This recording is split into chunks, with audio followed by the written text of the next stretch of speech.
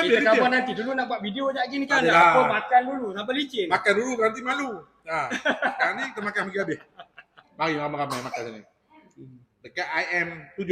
IM7 betul. IM7. Tak jumpa minta location dekat ni. Kau boleh sampai naik lori. Tu lori.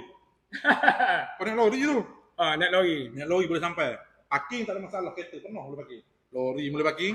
Tak ada, kita tak ada nak belanja-belanja siapa. Kita tanya jujur je. Kita cerita pasal kari kepala ikan tu. Macam mana rasa dia? Barang dah habis.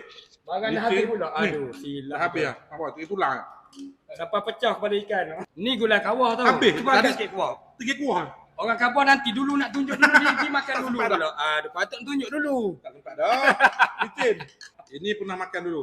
Terasa mock member buat di Melaka. Kita orang pergi konvoi. Geng Temeloh pergi Melaka. Rasa sama. Apa yang pernah pergi konvoi Melaka, Kancil United dulu, mesti akan tahu rasa dia ni. Kena dengan tekak ke dok makan ni? Itu Kalau call, bagi call lah. je. Memang kena. Memang kena. Ha. Pedas pun tak. Biasa makan ni apa ni? Kepala jadi gatal ni tak.